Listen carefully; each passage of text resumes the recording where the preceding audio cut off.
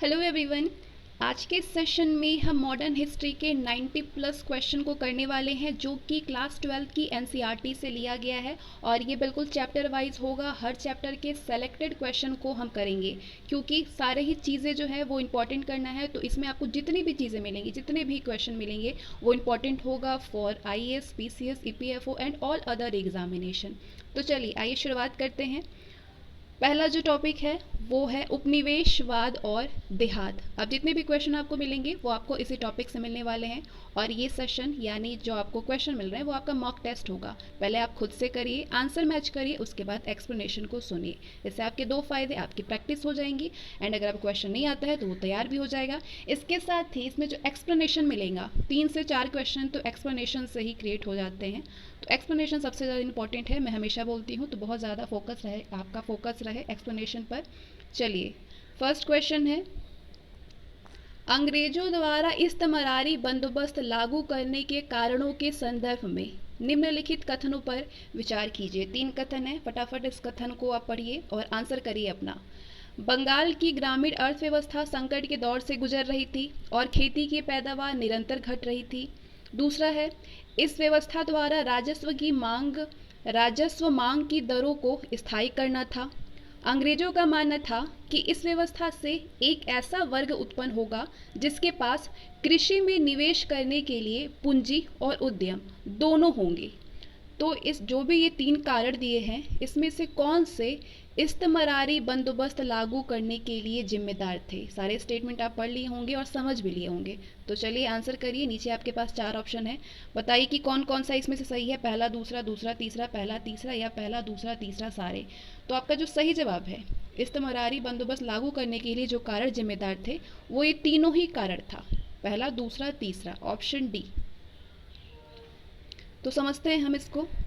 अंग्रेजों द्वारा इस्तमरारी बंदोबस्त लागू करने के लिए जो सभी कारण जिम्मेदार थे वो था, ब्रिटिश अधिकारी ये आशा करते थे कि इस्तमरारी बंदोबस्त लागू किए जाने से वे सभी समस्याएं हल हो जाएंगी जो बंगाल विजय के समय उत्पन्न हो रही थी। 1770 के दशक तक आते आते बंगाल की ग्रामीण अर्थव्यवस्था संकट के दौर से गुजरने लगी। बार बार अकाल पड़े और खेती की पैदावार घटती गई।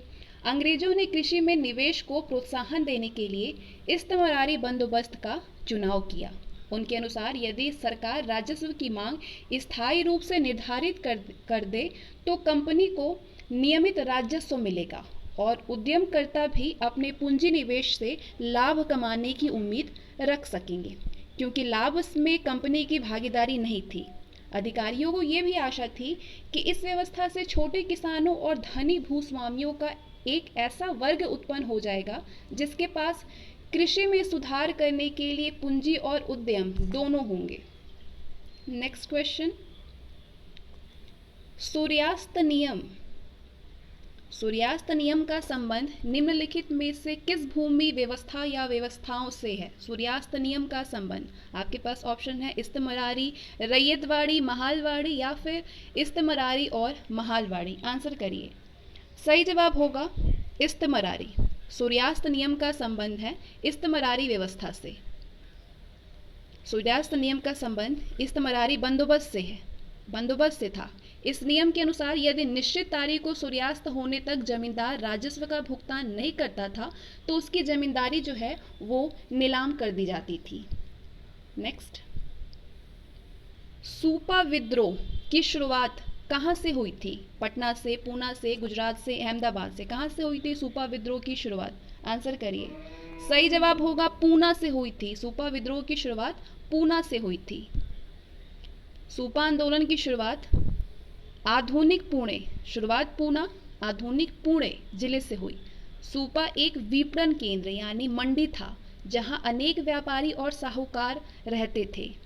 12 मई 1875 को वहाँ पे आसपास के ग्रामीण इलाकों की रैयत यानी किसान जो है वो इकट्ठा हो गई। उन्होंने साहूकारों के बही खाते जला दिए, अनाज की दुकानें लूट ली और उनके घरों को भी आग लगा दी। पूना से ये विद्रोह अहमदनगर में फैल गया। पूना से 30 से अधिक गांव इससे प्रभावित हुए। अंग्रेजों ने इस विद्रोह को दबाने के लिए विद्रोही किसानों के गांवों में पुलिस थाने स्थापित किए। नेक्स्ट क्वेश्चन है, मैनचेस्टर कॉटन कंपनी की स्थापना कब हुई? मैनचेस्टर कॉटन कंपनी की, आपका सही जवाब होगा 1859 को हुई। मैनचेस्टर कॉटन कंपनी की स्थापना 1859 में हुई।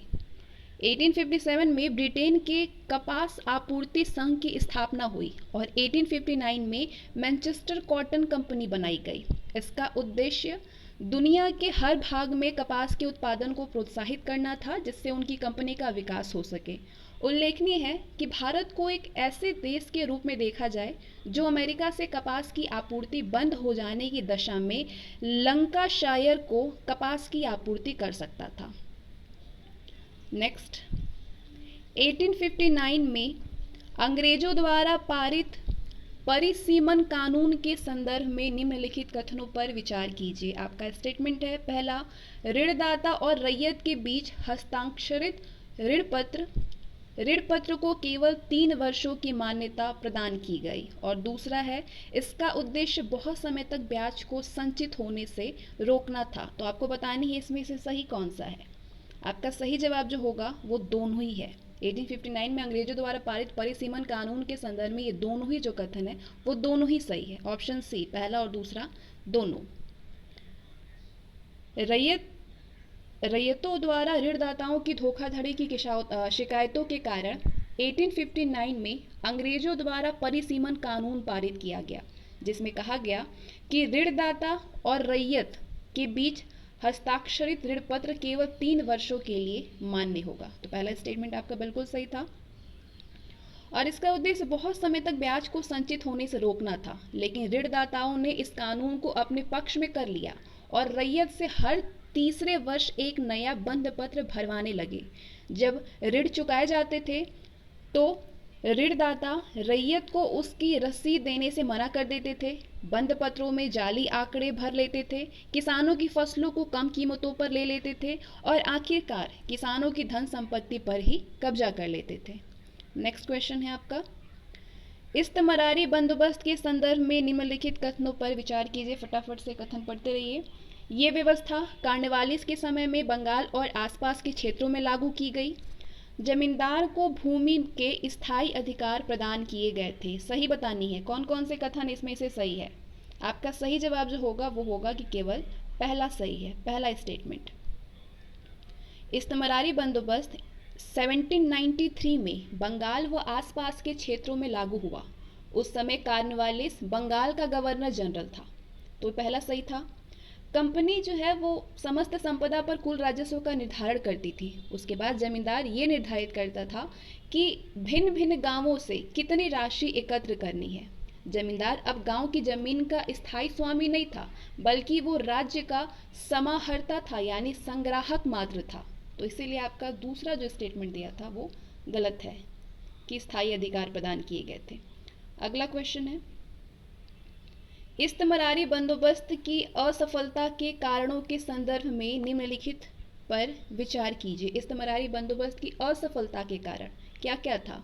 ऊंचाई राजस्व मांग, असमान राजस्व निर्धारण, जमींदारों को सीमित अधिकार और जमींदारों की किसानों के प्रति सहानुभूति। तो कौन कौन से कारक जो हैं वो इस्तमरारी बंदोबस्त की असफलता के लिए जिम्मेदार हैं? आंसर करिए। सही जवाब होगा ऊंची राजस्व मांग, असमान राजस्व निर्धारण और जमींदारों को सीमित अधिकार। ऑप्शन सी, पहला, दूसरा और तीसरा आपका सही जवाब है।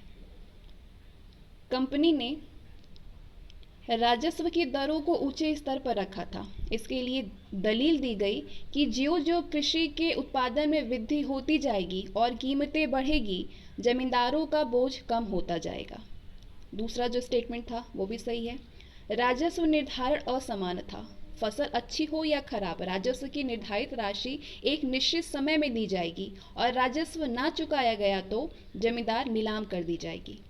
तीसरा भी सही था। कंपनी जमींदारों को अपने अधीन रखना चाहती थी, इसलिए उन्हें सीमित अधिकार प्रदान किए गए। इसके लिए जमींदारों की सैन्य टुकड़ियों को भंग कर दिया गया। जमींदारों से न्याय और स्थानीय पुलिस व्यवस्था की शक्ति को समाप्त कर उसे कलेक्टर के हाथों में दे दिया गया। तो ये सही है, लेकिन चौथा गलत है। जमींदारों की किसानों के प्रति सहानुभूति नहीं थी। जमींदार वर्ग की किसानों से सहानुभूति के उदाहरण देखने को नहीं मिलते थे। जमींदार और ब्रिटिश सरकार दोनों ही किसानों का शोषण करते थे। अगला क्वेश्चन है, निम्नलिखित में से किसको अमला कहा जाता है? अमला किसको कहा जाता है? राजस्व निर्धारण एक का प्रकार, या जमींदार का अधिकारी, शिल्पकार वर्ग, या खेती का एक प्रकार। अमला किसको बोलते हैं? आपका सही जवाब होगा जमींदार का अधिकारी अमला कहा जाता है। अमला जमींदार का अधिकारी होता है जो कि राजस्व एकत्र करता था। अगला क्वेश्चन है आपका, जोतदार के संदर्भ में निम्नलिखित कथनों पर विचार कीजिए। कथन है, ये धनी किसानों का वर्ग था, ये जमींदारों की राजस्व वसूलने में सहायता करता था। सही बतानी है कौन सा स्टेटमेंट कौन सा सही है। केवल पहला सही है, ये धनी किसानों का वर्ग था, ऑप्शन ए। बंगाल में धनी किसानों को ज्यादातर जोतदार कहा जाता था। वे लोग बड़े बड़े रकबे यानी भूमि पर फैले होते थे। उनका स्थानीय व्यापार और साहूकार के कारोबार पर भी नियंत्रण होता था। पहला सही है। दूसरा गलत है। जोतदार जमींदारों की शक्ति की अपेक्षा अधिक प्रभावशाली वर्ग था। वो गांवों में ही रहते थे, जिसके कारण ग्रामवासियों पर इनका सीधा प्रभाव पड़ता था। ये लोग जमींदारों द्वारा गांव की जमा यानी लगान को बढ़ाने के लिए किए जाने वाले प्रयत्नों का प्रतिरोध करते थे। अगला क्वेश्चन है आपका, पहाड़िया जनजाति के संदर्भ में निम्नलिखित कथनों पर विचार कीजिए। 3 कथन है आपका। ये राजमहल की पहाड़ियों में निवास करते थे, ये झूम खेती करते थे, जमींदार और व्यापारी इन्हें नियमित रूप से कर अदा करते थे। सही बतानी है कौन कौन से कथन सही हैं। तीनों ही कथन जो है वो पहाड़िया जाति के संदर्भ में बिल्कुल सही है। पहाड़िया लोग राजमहल की पहाड़ियों के इर्द गिर्द रहा करते थे। ये झूम खेती करते थे। ये लोग खाने के लिए महुआ के फूल एकत्रित करते थे। इसके अतिरिक्त बेचने के लिए रेशम के कोया और राल और काठ कोयला बना करके अपना जीवन निर्वाह करते थे। इनके मुखिया अपने समूह में एकता बनाए रखते थे और आपसी झगड़ों को निपटान करते थे। तीसरा भी आपका सही है। मैदान में रहने वाले जमींदार अपने तंत्र में शांति व्यवस्था बनाए और व्यापारी इनके इलाकों से सुरक्षित आवागमन के लिए पथकर नियमित रूप से देते थे। अगला क्वेश्चन है आपका, अंग्रेजों द्वारा संथालों को राजमहल पहाड़ी क्षेत्र में बसाने संबंधी कारणों के संदर्भ में निम्नलिखित कथनों पर विचार कीजिए। आपका कथन है, पहला, ये लोग झूम खेती का प्रयोग कर जंगल साफ करते थे। आरंभ में संथाल ब्रिटिश सरकार के प्रति वफादार थे। दोनों में से कौन कौन से सही है? दोनों ही सही है। अंग्रेजों द्वारा संथालों को राजमहल पहाड़ी के क्षेत्र में बसाने संबंधी जो दोनों ही कारण है, ये दोनों बिल्कुल सही है। तो सही बतानी है आपको, तो option C is the right answer. जब ब्रिटिश सरकार पहाड़िया जनजाति को अपने नियंत्रण में नहीं कर पाई, तो राजमहल पहाड़ी के आसपास के जंगलों को साफ करके खेती योग्य बनाने के लिए संथालों को जमीनें दे करके राजमहल की तलहटी में बसने के लिए तैयार किया। ये लोग हल का प्रयोग कर पहाड़ी भूमि को पूरी ताकत लगा करके खेती योग्य बनाते थे। शुरू में संथाल खानाबदोश जीवन जीते थे, लेकिन जब वो एक जगह पर बस गए तो कई तरह की वाणिज्यिक खेती करने लगे और व्यापारियों तथा साहूकारों के साथ में लेन देन करने लगे। ब्रिटिश सरकार ने उनका उपयोग केवल जमीन को उपजाऊ बनाने के लिए किया। उनको दी गई जमीन पर शुरू के 10 सालों में 10वें भाग को साफ कर खेती करना आवश्यक था। नेक्स्ट क्वेश्चन है आपका, दामिन ई कोह का संबंध किससे है? दामिन ई कोह आंसर करिए। अनुदान में दी गई भूमि से है कि संथाल परगना से है, संथालों की धार्मिक पुस्तक से है, या फिर संथालों के देवता से है? आपका सही जवाब होगा संथाल परगना से है। दामिन ई कोह का संबंध संथाल परगना से है। अंग्रेजों द्वारा संथालों को जमीनें दे करके राजमहल पहाड़ी की तलहटी में बसने के लिए तैयार किया गया। जमीन के बड़े भाग को दामिन ई कोह यानी संथाल परगना के रूप में सीमांकित किया गया। इसे संथालों की भूमि घोषित की गई। उन्हें एक इलाके के भीतर रहना था, हल चला करके खेती करनी थी और स्थायी किसान बनना था। संथालों को दी गई भूमि के अनुदान पत्र में ये कहा गया कि दी गई भूमि के 10वें भाग को साफ करके पहले 10 वर्षों के भीतर जोतना है। अगला क्वेश्चन है आपका, रैयतवाड़ी के संदर्भ में निम्नलिखित कथनों पर विचार कीजिए। कथन है आपका, ये राजस्व प्रणाली बंबई में लागू की गई। इसमें राजस्व की राशि सीधे रैयत के साथ तय की जाती थी। हर 30 वर्ष बाद राजस्व पुनः निर्धारित कर राजस्व की दर बढ़ा दी जाती थी। सही बतानी है, कौन कौन सा सही है। आपका सही जवाब है कि तीनों ही रैयतवाड़ी बंदोबस्त के संदर्भ में बिल्कुल ही सही है। ऑप्शन डी, पहला, दूसरा और तीसरा। जो राजस्व प्रणाली बंबई दक्कन में लागू की गई उसे रैयतवाड़ी कहा जाता है, पहला सही है। इस राजस्व प्रणाली में अलग अलग प्रकार की भूमि से होने वाली औसत आय का अनुमान लगा लिया जाता था। रैयत की राजस्व अदा करने की क्षमता का आकलन लगा लिया जाता था और सरकार के हिस्से के रूप में उसका एक अनुपात निर्धारित कर दिया जाता था। इसमें राजस्व की राशि सीधे रैयत के साथ तय की जाती थी। तो तीसरा भी सही है, दूसरा भी सही है। हर 30 साल बाद जमीन का सर्वेक्षण फिर से किया जाता था और राजस्व की दर तदनुसार बढ़ा दी जाती थी। तो तीसरा भी आपका स्टेटमेंट सही है। नेक्स्ट क्वेश्चन, क्या कारण था कि इस्तमरारी बंदोबस्त बंगाल में लागू करने के बाद बिरले ही किसी क्षेत्र में लागू किया गया? क्या कारण था? 1810 के बाद उपज के मूल्य में वृद्धि हुई। 1810 के बाद बंगाल के जमींदारों की आमदनी में इजाफा हुआ जिसमें अंग्रेजों की कोई भी हिस्सेदारी नहीं थी। इस व्यवस्था के विरोध में बंगाल में कृषि विद्रोह की शुरुआत की गई। सही बतानी है, कौन कौन सा सही है। आपका सही जवाब जो है वो होगा पहला और दूसरा। Option A will be the right answer, पहला और दूसरा। इस्तमरारी बंदोबस्त बंगाल में लागू करने के बाद बिरले ही किसी क्षेत्र में लागू किया गया। इसका कारण था कि 1810 के बाद खेती की कीमतें बढ़ गई जिससे उपज के मूल्य में वृद्धि हुई और बंगाल के जमींदारों की आमदनी में इजाफा हुआ। चूंकि राजस्व की मांग इस्तमरारी बंदोबस्त के तहत तय की गई थी, इसलिए औपनिवेशिक सरकार को अपने भू राजस्व को अधिक से अधिक बढ़ाने के तरीकों पर विचार करना पड़ा। इस व्यवस्था के विरोध में बंगाल में कृषि विद्रोह की शुरुआत के उदाहरण नहीं मिलते हैं। तो इसलिए तीसरा जो स्टेटमेंट आपका दिया था कि इस व्यवस्था के विरोध में बंगाल में कृषि विद्रोह की शुरुआत हुई, तो बिल्कुल वो गलत है। चलिए अब आते हैं हम नेक्स्ट चैप्टर पे। अब जो क्वेश्चन आपको मिलेंगे वो विद्रोही और राष्ट्र से रिलेटेड होगा। 1857 के विद्रोह के कारणों के संदर्भ में निम्नलिखित में से कौन सा सही है? वेलेस्ली की सहायक संधि, अंग्रेजों द्वारा भारतीय रीति रिवाजों में हस्तक्षेप, सैनिकों के साथ भेदभावपूर्ण व्यवहार या फिर चर्बी वाले कारतूसों का प्रयोग। आंसर करिए। आपका सही जवाब होगा कि 1857 के विद्रोह के कारणों के संदर्भ में चारों ही जो है वो बिल्कुल सही है।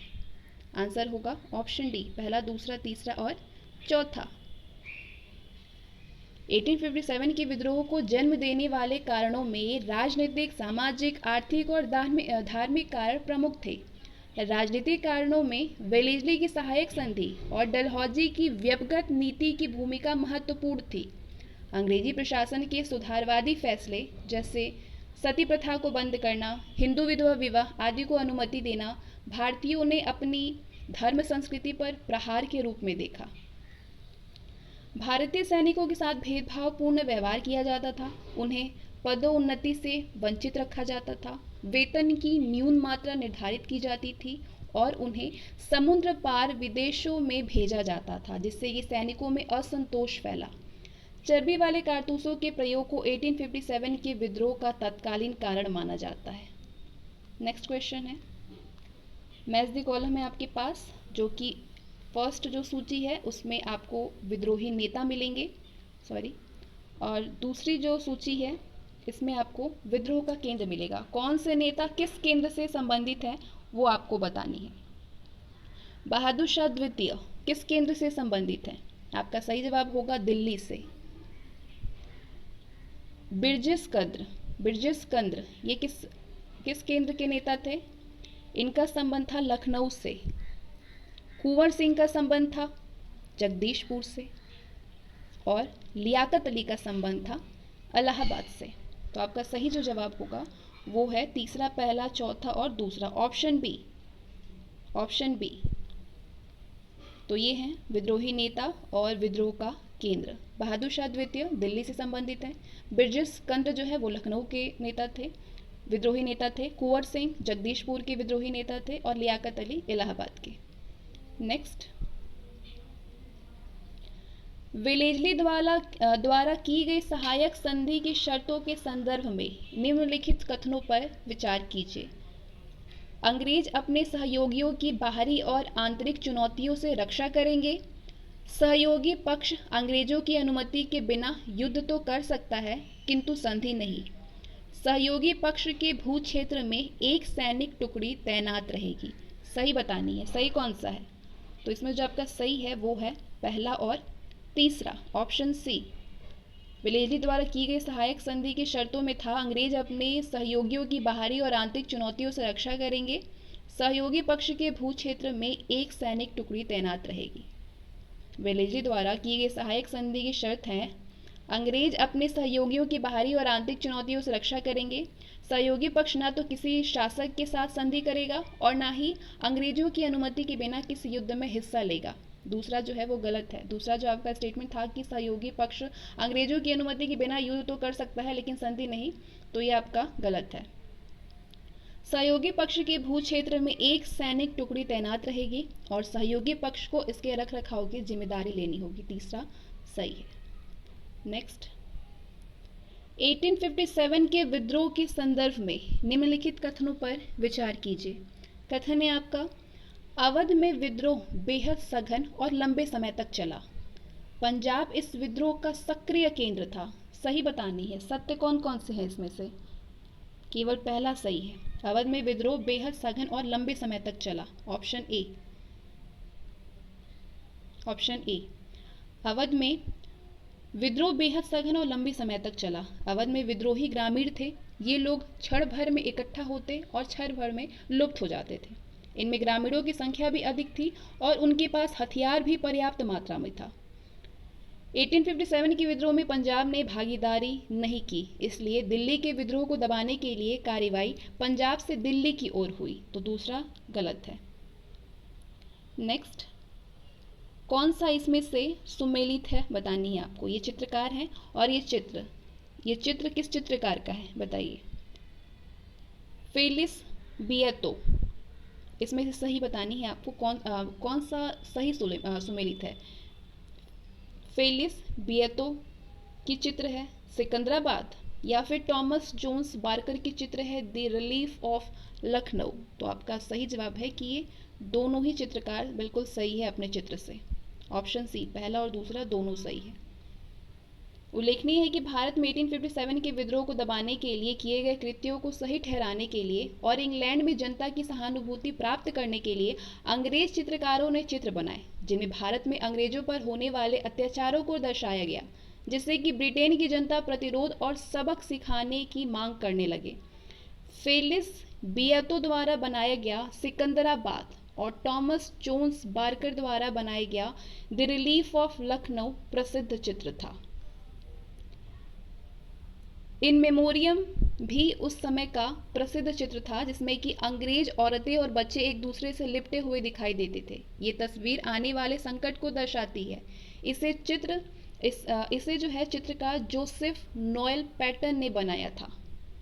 नेक्स्ट, 1857 के विद्रोह के नेतृत्व के संदर्भ में निम्नलिखित युग्मों पर विचार कीजिए। युग्म है ये स्थान और ये नेतृत्वकर्ता, किस स्थान के नेतृत्वकर्ता कौन थे उस पर आपको आंसर बतानी है कि सही कौन है।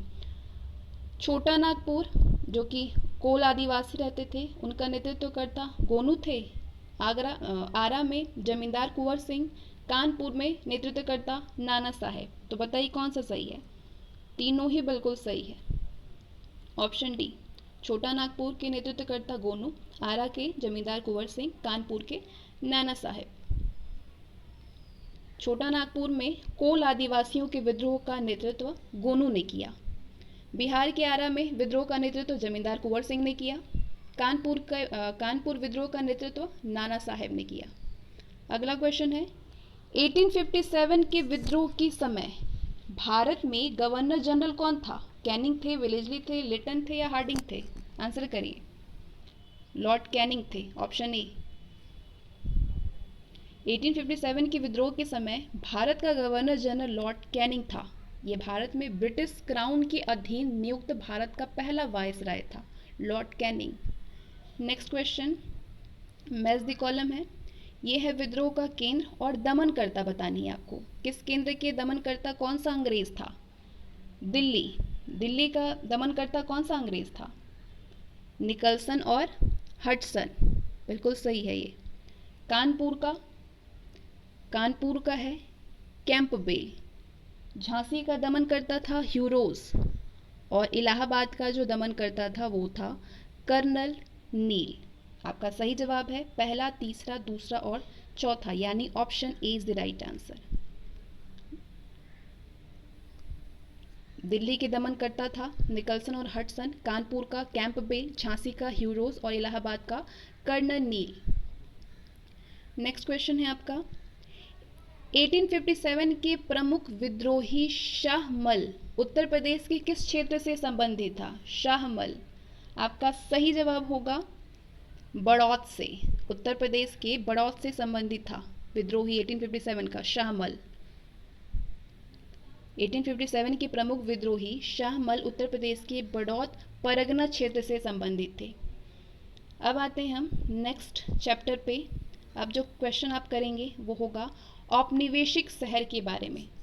फर्स्ट क्वेश्चन, काली घाट चित्रकला का संबंध निम्नलिखित में से किस क्षेत्र से था? काली घाट चित्रकला का संबंध कलकत्ता से। बहुत इजीली आंसर किया होगा आप लोगों ने। काली घाट चित्रकला का संबंध कलकत्ता से था। काली घाट चित्रकला का उद्गम लगभग 19वीं सदी में कलकत्ता के काली घाट मंदिर में हुआ माना जाता है। इस चित्रकला में हिंदू देवी देवताओं और उस समय पारंपरिक किंवदंतियों के पात्रों के चित्रण विशेषता देखने को मिलते थे। नेक्स्ट क्वेश्चन है आपका, भारत में रेलवे की शुरुआत के संदर्भ में निम्नलिखित कथनों पर विचार कीजिए। कथन है, रेलवे की शुरुआत 1858 में हुई। इससे भारतीय परंपरागत उद्योगों को बढ़ावा मिला। आर्थिक गतिविधियों का केंद्र परंपरागत शहरों से दूर जाने लगा। सही बतानी है, कौन कौन सा सही है इसमें से? आर्थिक गतिविधियों का केंद्र परंपरागत शहरों से दूर जाने लगा, ऑप्शन सी। केवल तीसरा, भारत में रेलवे की शुरुआत जो था वो 1858 में नहीं हुआ था, 1853 में हुई थी, तो पहला गलत है। 1853 में बंबई से ठाणे तक पहली रेल लाइन बिछाई गई थी। रेलवे के विकास से भारतीय परंपरागत उद्योगों को काफ़ी नुकसान पहुंचा था। रेलवे के विकास से उद्योगों को कच्चा माल आसानी से मिलने लगा और मशीनीकृत सामानों की बराबरी भारतीय उद्योग नहीं कर सके और उनका पतन हो गया। तो दूसरा भी आपका गलत था कि ये भारतीय परंपरागत उद्योगों को बढ़ावा मिला, तो ऐसा बिल्कुल नहीं हुआ, पतन हो गया। और तीसरा स्टेटमेंट सही है, आर्थिक गतिविधियों का केंद्र परंपरागत शहरों से दूर जाने लगा क्योंकि ये शहर पुराने मार्गों और नदियों के समीप था। अब रेलवे स्टेशन कच्चे माल का संग्रह केंद्र और आयातित वस्तुओं का वितरण बिंदु बन गया। जैसे उदाहरण है गंगा के किनारे स्थित मिर्जापुर दक्कन से कपास और सूती वस्तुओं के संग्रह का केंद्र था, जो कि बंबई तक जाने वाली रेलवे लाइन के अस्तित्व में आने के बाद अपनी पहचान खोने लगा था। अगला क्वेश्चन है आपका, अखिल भारतीय जनगणना की शुरुआत कब हुई? आपका राइट आंसर है 1872 में हुई अखिल भारतीय जनगणना की शुरुआत। अखिल भारतीय जनगणना की शुरुआत 1872 में की गई। इसके बाद 1881 में दशकीय जनगणना एक नियमित व्यवस्था बन गई जनगणना। अगला है मैच द कॉलम आपके पास, और सूची फर्स्ट है कारखाना और सूची सेकंड है उसके संस्थापक। किस कारखाना के संस्थापक कौन है वो आपको इस कोड के जरिए आंसर करनी है। पणजी कारखाना के संस्थापक कौन है?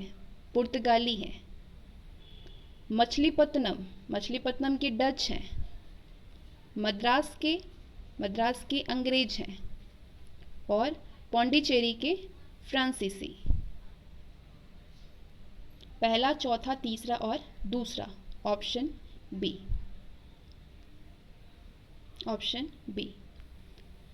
पणजी के संस्थापक पुर्तगाली, 1510 में इसकी स्थापना हुई। मछलीपत्तन डच के संस्थापक डच हैं, 1605 में। मद्रास के कारखाना के संस्थापक अंग्रेज, समय था 1639। और पौंडीचेरी के संस्थापक फ्रांसीसी, 1673 में स्थापना हुई। अगला क्वेश्चन है, सर्वे ऑफ इंडिया यानी भारत सर्वेक्षण का गठन कब किया गया? सही जवाब होगा 1878 में सर्वे ऑफ इंडिया का गठन हुआ। सर्वे ऑफ इंडिया यानी भारत सर्वेक्षण का 1878 में किया गया और इसका कार्य सर्वेक्षण द्वारा नक्शे तैयार करना था।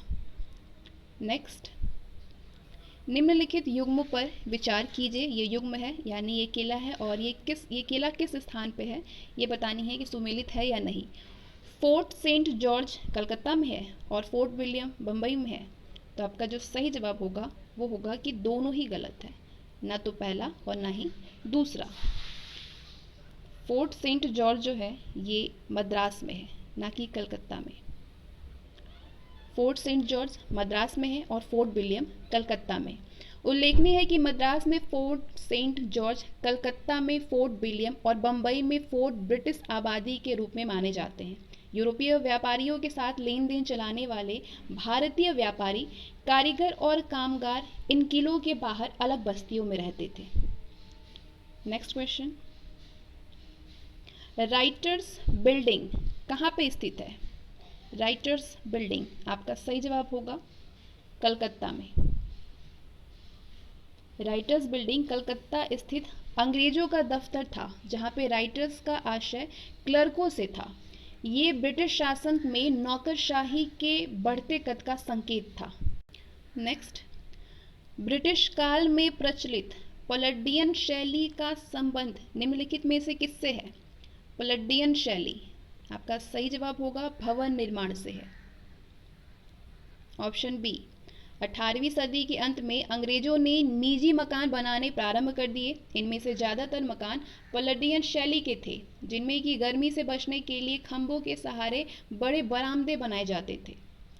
नेक्स्ट क्वेश्चन है आपका, विनोदिनी दासी किस क्षेत्र से संबंधित थी? विनोदिनी दासी आपका सही जवाब होगा रंगमंच से, ऑप्शन बी। विनोदिनी दासी 1863 टू 1941 का संबंध बंगाली रंगमंच से था। उन्होंने स्टार थिएटर कोलकाता की स्थापना 1883 में मुख्य भूमिका निभाई। ये थिएटर कई प्रसिद्ध नाटकों के लिए जाना जाता था। इन्होंने अमार कथा नाम से अपनी आत्मकथा लिखी, अमार कथा। अगला क्वेश्चन है आपका, भारत में अंग्रेजी कंपनी की व्यापारिक गतिविधियों का प्रथम केंद्र कौन सा था? अंग्रेजी कंपनी की व्यापारिक गतिविधियों का आपका सही जवाब होगा सूरत, ऑप्शन डी, सूरत था। भारत में अंग्रेजी कंपनी की व्यापारिक गतिविधियों का प्रथम केंद्र पश्चिमी तट पर स्थित सूरत शहर था। अगला क्वेश्चन है आपका, निम्नलिखित कथनों पर विचार कीजिए। कथन है, अंग्रेजों ने पूर्वी तट पर स्थित मद्रास पट्टम में व्यापारिक चौकी स्थापित की। अंग्रेजों ने मद्रास पट्टम में बसने का अधिकार स्थानीय तेलुगु सामंतों से खरीदा था। डच प्रतिद्वंदियों के कारण अंग्रेजों को मद्रास की किलेबंदी करनी पड़ी। सही बतानी है, कौन कौन सी सही है इसमें से?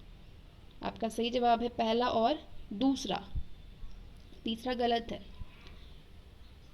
1639 में अंग्रेजों ने पूर्वीय तट पर स्थित मद्रास पट्टम में एक व्यापारिक चौकी स्थापित की। इस बस्ती को स्थानीय लोग चेनापट्टनम कहते थे। अंग्रेजों ने चेनापट्टनम में बसने का अधिकार स्थानीय तेलुगु सामंतों कालाहस्ती के नायकों से खरीदा था। दूसरा भी सही है, तीसरा गलत है। फ्रांसीसी कंपनी की प्रतिद्वंदिता के कारण अंग्रेजों को मद्रास की किलेबंदी करनी पड़ी और अपने प्रतिद्वंदियों को ज़्यादा राजनीतिक व प्रशासकीय जिम्मेदारियां सौंपनी पड़ी। 1761 में फ्रांसीसियों की हार के बाद मद्रास सुरक्षित हो गया, वो एक महत्वपूर्ण व्यावसायिक शहर के रूप में विकसित होने लगा। तो आपका सही जवाब है पहला और दूसरा। नेक्स्ट क्वेश्चन, मद्रास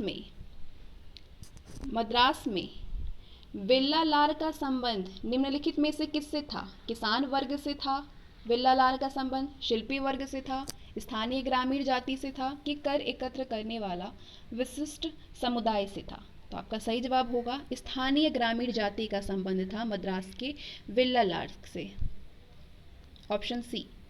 शुरुआत में मद्रास में कंपनी के तहत नौकरी पाने वाले लगभग सभी वेल्लार ही थे। ये एक स्थानीय ग्रामीण जाति थी। उल्लेखनीय है कि इसी प्रकार तेलुगु कोमाडी समुदाय मद्रास में एक ताकतवर व्यावसायिक समूह था। अगला क्वेश्चन है आपका, मद्रास में पेरियार तथा वन्नियार के संबंध में कौन सा कथन सही है?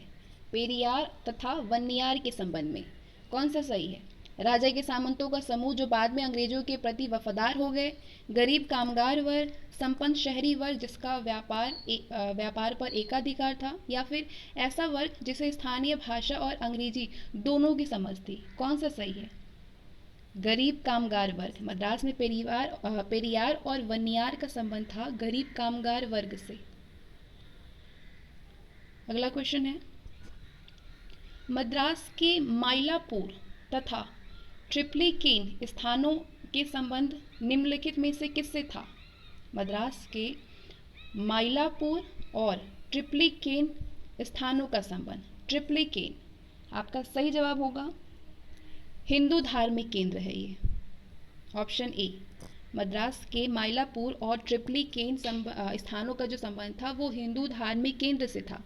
बाद में आरकोट के नवाब ट्रिप्लिकेन में जा बसे, जो कि बाद में मुस्लिम आबादी का केंद्र बन गया।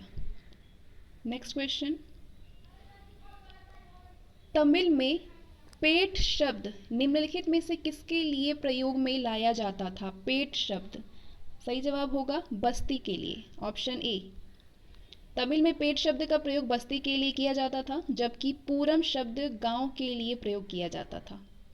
नेक्स्ट, निम्नलिखित में से किस गवर्नर जनरल ने नगर नियोजन की आवश्यकता पर एक प्रशासकीय आदेश जारी किया? किस गवर्नर जनरल ने किया था नगर नियोजन की आवश्यकता पर एक प्रशासकीय आदेश? सही जवाब होगा वेलेस्ली ने किया था, option C. Governor general Wellesley ने 1803 में नगर नियोजन की आवश्यकता पर एक प्रशासकीय आदेश जारी किया और इस विषय में कई कमेटियों का गठन किया।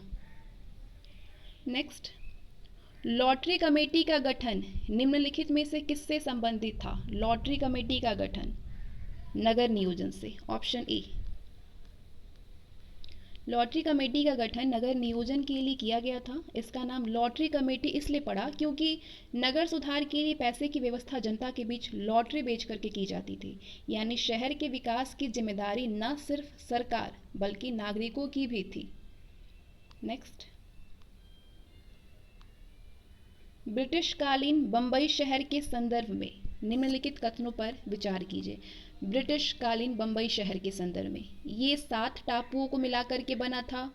ये औपनिवेशिक भारत की वाणिज्यिक राजधानी था। ईस्ट इंडिया कंपनी यहाँ से चीन को अफीम का निर्यात करती थी। सही बतानी है कौन कौन सी सही है। आपका सही जवाब होगा तीनों, ऑप्शन डी, पहला, दूसरा और तीसरा। ब्रिटिशकालीन बंबई शहर 7 टापुओं को मिलकर के बना था। ये औपनिवेशिक भारत की वाणिज्यिक राजधानी थी। पश्चिमी तट पर एक प्रमुख बंदरगाह होने के कारण ये अंतर्राष्ट्रीय व्यापार का केंद्र था। 19वीं सदी के अंत तक भारत का आधा निर्यात और आयात बंबई में ही होता था। इस व्यापार की एक महत्वपूर्ण वस्तु अफीम थी, जो कि ईस्ट इंडिया कंपनी यहाँ से चीन को अफीम का निर्यात करती थी। नेक्स्ट, निम्नलिखित में से किस शहर को अंग्रेजों ने भारत का सरताज यानी अर्ब्स प्राइमा इन इंडीज कहा? सही जवाब होगा ऑप्शन बी, बम्बई। बम्बई को 1869 में स्वेज नहर खोला गया, जिससे कि विश्व अर्थव्यवस्था के साथ बम्बई के संबंध मजबूत हो गए। स्वेज नहर खोला गया 1869 में। बम्बई सरकार और भारतीय व्यापारियों ने इस अवसर का लाभ उठाते हुए बम्बई को भारत का सरताज यानी अर्ब्स प्राइमा इन इंडीज शहर घोषित किया। नेक्स्ट क्वेश्चन, अंग्रेजों द्वारा प्रचलित किए गए भवन निर्माण शैली नवशास्त्रीय या नियोक्लासिकल की विशेषताओं के संदर्भ में निम्नलिखित कथनों पर विचार कीजिए। कथन है, इसमें सजावट के लिए फूल पत्तियों के चित्रों के निर्माण पर अधिक बल दिया जाता था। ये शैली मूल रूप से प्राचीन रोम की भवन निर्माण शैली से प्रेरित थी। अंग्रेजों ने इसका प्रयोग भव्यता प्रदर्शित करने के लिए किया था। सही बतानी है। नीचे है आपके पास आंसर, चारों आंसर में से कौन सा सही होगा? सही जवाब होगा दूसरा और तीसरा सही है। ऑप्शन डी, दूसरा और तीसरा। पहला गलत है, क्योंकि अंग्रेजों द्वारा प्रचलित की गई भवन निर्माण शैली नवशास्त्र या नियो क्लासिकल की मुख्य विशेषता बड़े स्तंभों के पीछे रेखा गणितीय संरचनाओं का निर्माण करती थी, ना कि सजावट के लिए फूल पत्तियों के चित्रों का। तो गलत है ये। दूसरा सही है स्टेटमेंट, ये शैली मूल रूप से प्राचीन रोम की भवन निर्माण शैली से प्रेरित थी, जिससे कि यूरोपीय पुनर्जागरण के दौरान पुनर्जीवित, संशोधित और लोकप्रिय बनाया गया था। भारत में ब्रिटिश साम्राज्य के लिए उसे खास तौर से अनुकूल माना जाता था। अंग्रेज समझते थे कि जिस शैली में शाही रोम की भव्यता दिखाई देती थी, उसे शाही भारत के वैभव की अभिव्यक्ति के लिए भी प्रयोग किया जा सकता है। तीसरा भी आपका स्टेटमेंट बिल्कुल सही है। उल्लेखनीय है कि इस स्थापत्य शैली की भूमध्य सागरीय उत्पत्ति के कारण इसे उष्णकटिबंधीय मौसम के अनुकूल भी माना गया। 1833 में बम्बई का टाउन हॉल इसी शैली में बनाया गया। नेक्स्ट क्वेश्चन है आपका, अंग्रेजों द्वारा प्रचलित की गई नव गॉथिक शैली की विशेषता के संदर्भ में निम्नलिखित कथनों पर विचार कीजिए। ऊंची उठी हुई छतें, नोकदार मेहराब और बारीक साज सज्जा। इस शैली का उद्गम गिरजाघरों में हुआ। बम्बई के बुनियादी ढांचे का निर्माण इस शैली में हुआ। सही बतानी है, कौन कौन सा सही है? तीनों ही, पहला, दूसरा और तीसरा। ऑप्शन डी, अंग्रेजों द्वारा प्रचलित की गई नव गॉथिक शैली में ऊंची उठी हुई छतें, नोकदार मेहराब और बारीक साज सज्जा प्रमुख विशेषताएं थी। इस शैली का उद्गम गिरजाघरों से हुआ। बम्बई के बुनियादी ढांचे का निर्माण इसी शैली में किया गया। उल्लेखनीय है कि सचिवालय, बम्बई विश्वविद्यालय और उच्च न्यायालय जैसी इमारतों का निर्माण इसी शैली में किया गया। इस शैली का सबसे बेहतरीन उदाहरण विक्टोरिया टर्मिनस है, जो कि great Indian peninsular railway company का स्टेशन और मुख्यालय हुआ करता था। अगला क्वेश्चन है आपका, निम्नलिखित में से किस स्थापत्य शैली में भारतीय तथा यूरोपीय दोनों की विशेषताएं देखने को मिलती है? किस शैली में मिलती है? सही जवाब होगा इंडो सारासेनिक शैली में। इंडो सारासेनिक शैली में भारतीय और यूरोपीय दोनों की विशेषताएं देखने को मिलती है। ऑप्शन बी, इंडो सारासेनिक स्थापत्य शैली में भारतीय और यूरोपीय दोनों की विशेषताएं देखने को मिलती है। इंडो शब्द हिंदू का संक्षिप्त रूप था, जबकि सारासेन शब्द का प्रयोग यूरोपीय लोग मुसलमानों को संबोधित करने के लिए करते थे।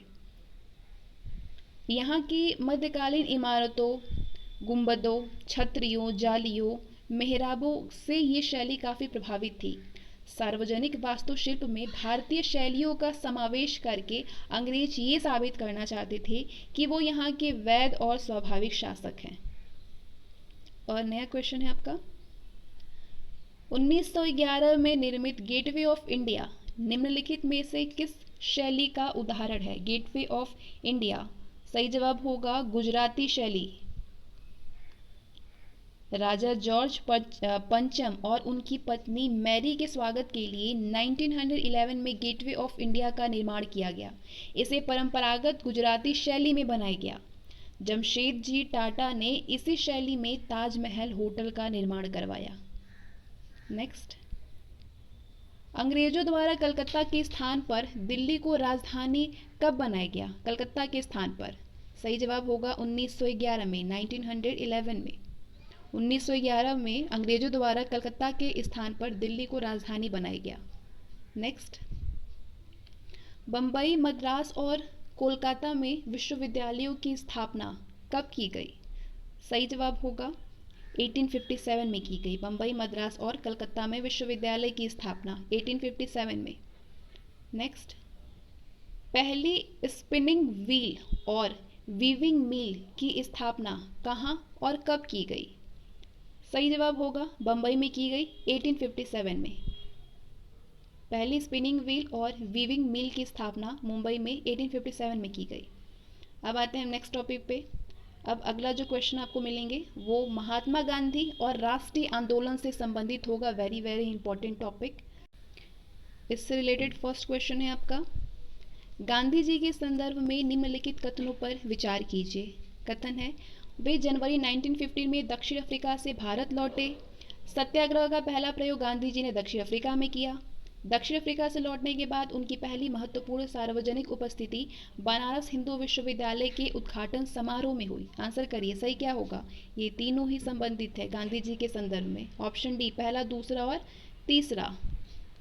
गांधी जी 1893 में दक्षिण अफ्रीका गए और लगभग 2 दशक वहां पे रहने के बाद जनवरी 1915 में दक्षिण अफ्रीका से भारत लौटे थे। सत्याग्रह का पहला यूज वो गांधी जी दक्षिण अफ्रीका में ही किए थे। दक्षिण अफ्रीका से लौटने के बाद उनकी पहली महत्वपूर्ण सार्वजनिक उपस्थिति फरवरी 1916 में बनारस हिंदू विश्वविद्यालय के उद्घाटन समारोह में हुई थी। नेक्स्ट क्वेश्चन है आपका, बाल गंगाधर तिलक, विपिन चंद्र पाल और लाला लाजपत राय के संदर्भ में निम्नलिखित कथनों पर विचार कीजिए। कथन है कि ये तीनों नेता बंगाल के स्वदेशी आंदोलन से उभरे थे। ये तीनों लाल, बाल और पाल के रूप में जाने जाते थे। ये तीनों नेता उदारवादियों के समर्थक थे। फटाक से आंसर किया होगा आप लोगों ने, सही पूछ रहा है।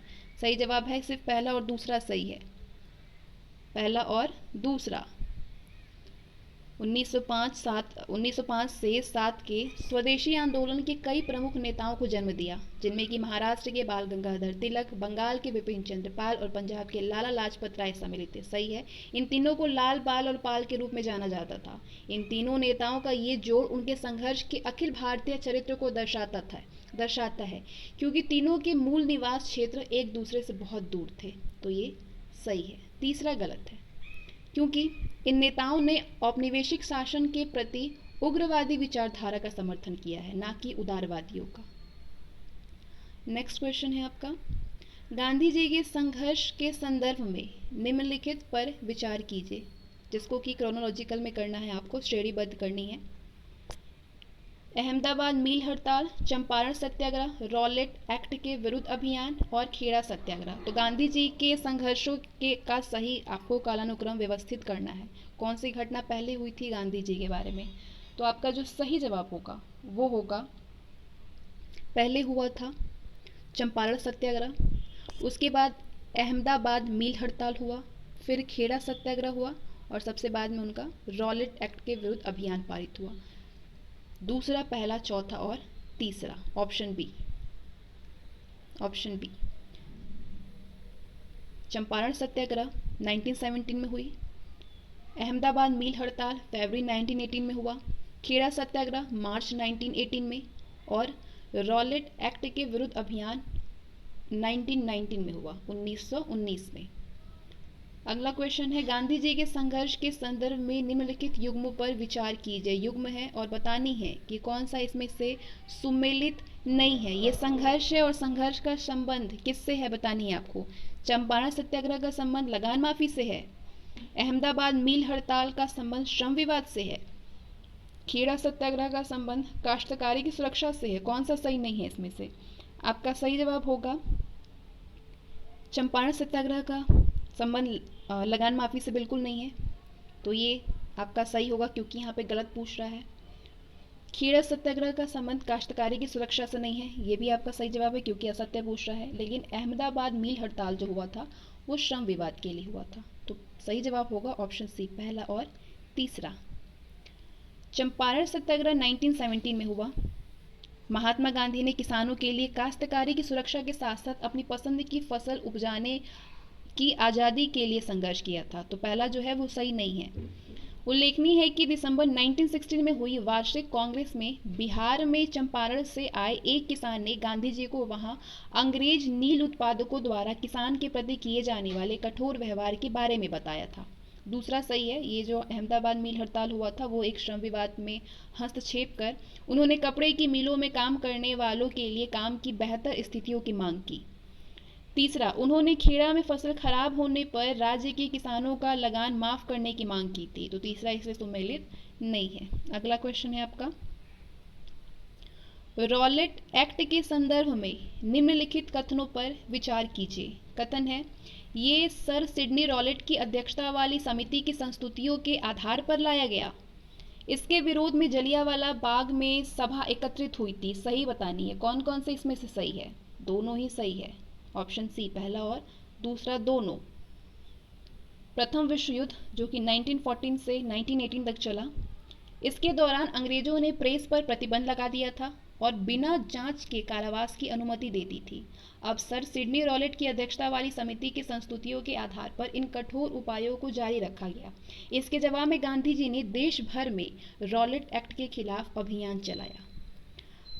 अप्रैल 1919 में अमृतसर के जलियांवाला बाग में रॉलेट एक्ट अंग्रेजों की दमनकारी नीतियों के दो नेताओं सत्यपाल और सैफुद्दीन किचलू की गिरफ्तारी के विरोध में सभा एकत्रित हुई। एक अंग्रेज ब्रिगेडियर जनरल डायर ने इस सभा पर गोली चलाने का आदेश दे दिया, जिसमें कि 400 से अधिक लोग मारे गए। इस दुखद घटना को जलियांवाला बाग हत्याकांड के नाम से जाना जाता है। नेक्स्ट क्वेश्चन है आपका, असहयोग आंदोलन के संदर्भ में निम्नलिखित कथनों पर विचार कीजिए। इसके अंतर्गत सभी को अंग्रेजी सरकार के साथ सभी ऐच्छिक संबंधों का परित्याग करने को कहा गया। गांधी जी ने कहा कि भारत इस आंदोलन से 1 वर्ष के भीतर ही स्वराज प्राप्त कर लेगा। इसके विरोध में मुस्लिम लीग ने खिलाफत आंदोलन की शुरुआत की। सही बतानी है, असहयोग आंदोलन से संबंधित कौन कौन सा है इसमें से। सही जवाब होगा पहला और दूसरा। रॉलेट एक्ट की सफलता से उत्साहित होकर के गांधी जी ने असहयोग आंदोलन की शुरुआत की। इसके अंतर्गत सभी को अंग्रेज सरकार के साथ सभी ऐच्छिक संबंधों जैसे स्कूल, कॉलेज और न्यायालय जाना, कर अदा करना आदि का परित्याग करने को कहा। पहला सही है। गांधी जी ने कहा कि यदि असहयोग का ठीक से पालन किया जाए तो भारत 1 वर्ष के भीतर ही स्वराज प्राप्त कर लेगा, इसलिए दूसरा भी सही है। तीसरा गलत है, क्योंकि अपने इस वर्ष को और अधिक विस्तार देते हुए उन्होंने खिलाफत आंदोलन के साथ हाथ मिला लिया।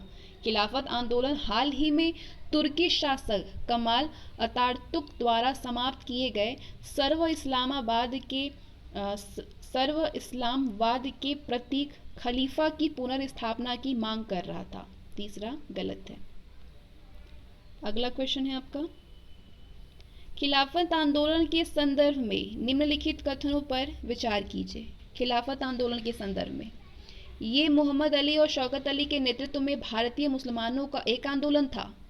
इस आंदोलन की मांग थी कि पहले के ऑटोमन साम्राज्य के सभी पवित्र इस्लामी स्थानों पर तुर्की सुल्तान या खलीफा का नेतृत्व बना रहे। इस आंदोलन की मांग थी कि जजीरात उल अरब इस्लामी संप्रभुता के अधीन रहें। कांग्रेस ने इस आंदोलन का विरोध किया। तो बताइए इसमें से कौन सा सही नहीं है खिलाफत आंदोलन के बारे में। कांग्रेस ने इस आंदोलन का विरोध किया, ये असहयोग आंदोलन के बारे में बिल्कुल गलत है।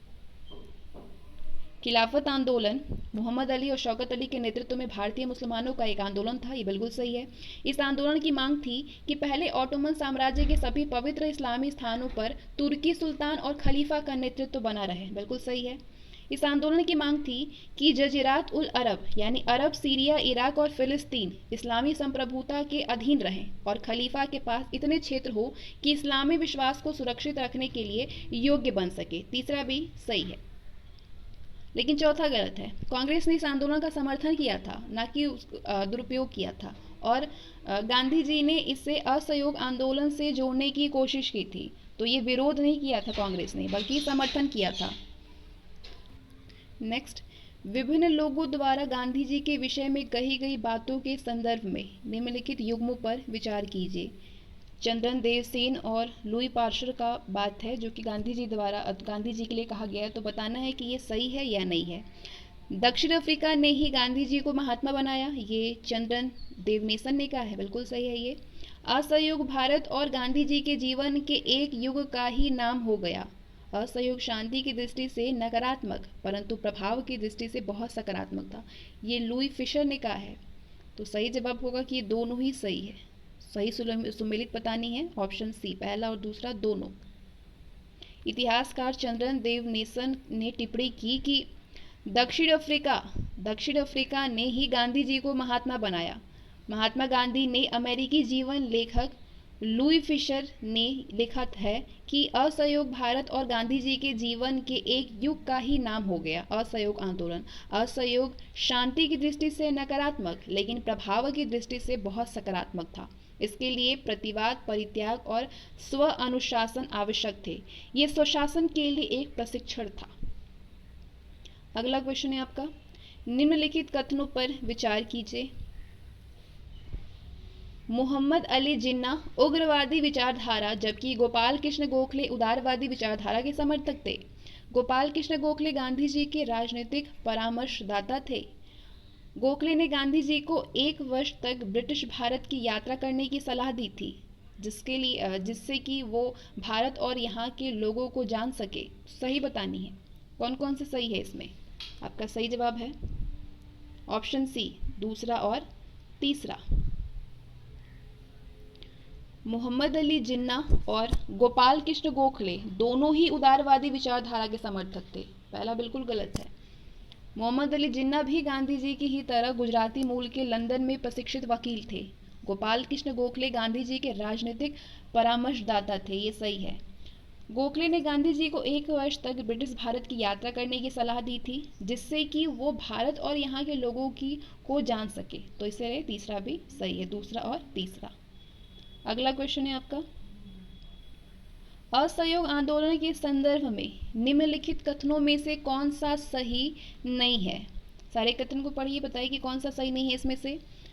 फरवरी 1922 में हिंसा की एक घटना के कारण गांधी जी को असहयोग आंदोलन वापस लेना पड़ा। असहयोग आंदोलन के कारण मार्च 1922 में गांधी जी को राजद्रोह के आरोप में गिरफ्तार कर लिया गया। असहयोग आंदोलन में किसानों, श्रमिकों और कारीगरों ने भाग नहीं लिया। जीडी बिरला ने राष्ट्रीय आंदोलन का खुला समर्थन किया। सही जवाब बताइए। इसमें से जो सही नहीं है सारे ही सही है, ऑप्शन सी को छोड़ करके। असहयोग आंदोलन में किसानों, श्रमिकों और कारीगरों ने भाग नहीं लिया, ये बिल्कुल गलत है। फरवरी 1922 में पहला सही है। आंदोलनकारियों के एक समूह ने चौरी चौरा पूर्वा में एक पुलिस स्टेशन पर आक्रमण कर उसमें आग लगा दी थी, जिससे कि कई पुलिस वालों की जान चली गई। हिंसा की इस घटना के कारण गांधी जी को असहयोग आंदोलन वापस लेना पड़ा था। इसके बाद असहयोग आंदोलन के कारण मार्च 1922 में गांधी जी को राजद्रोह के आरोप में गिरफ्तार कर लिया गया।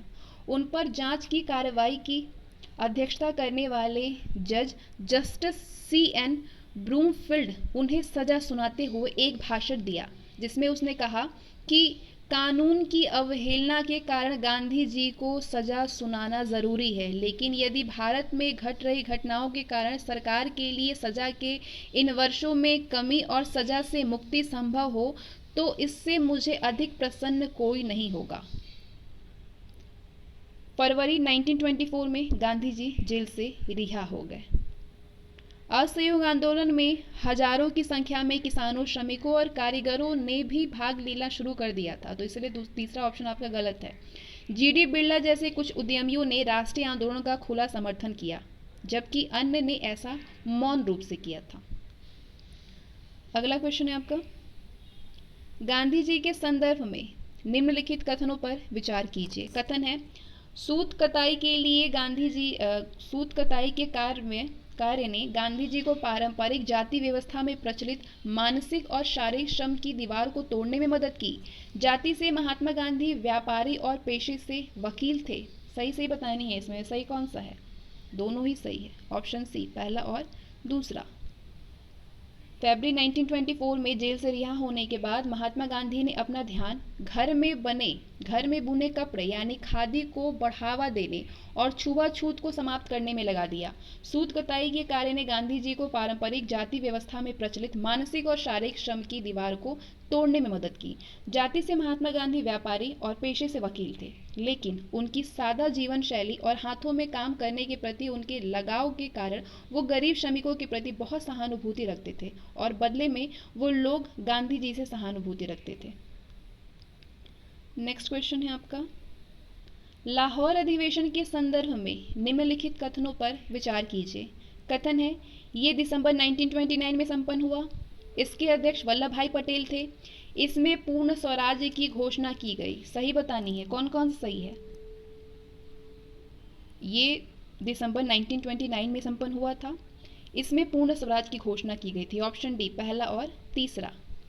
1929 में दिसंबर के अंत में कांग्रेस ने अपना वार्षिक अधिवेशन लाहौर में आयोजित किया था। यह अधिवेशन दो दृष्टियों से महत्वपूर्ण था। पहला, जवाहरलाल नेहरू का अध्यक्ष रूप में चुनाव, जो कि युवा पीढ़ी को नेतृत्व सौंपने का प्रतीक था, और दूसरा, पूर्ण स्वराज अथवा पूर्ण स्वतंत्रता की मांग की घोषणा, पूर्ण स्वतंत्रता की उद्घोषणा। तो इसलिए दूसरा गलत है और पहला और तीसरा सही है।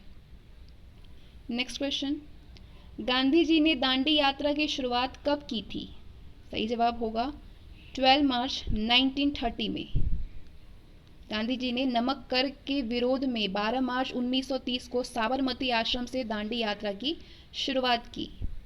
नेक्स्ट, निम्नलिखित कथनों पर विचार कीजिए। कथन है, सविनय अवज्ञा आंदोलन पहली ऐसी राष्ट्रवादी गतिविधि थी जिसमें महिलाओं ने भी बढ़ चढ़ के हिस्सा लिया। कांग्रेस ने प्रथम गोलमेज सम्मेलन में भाग लिया।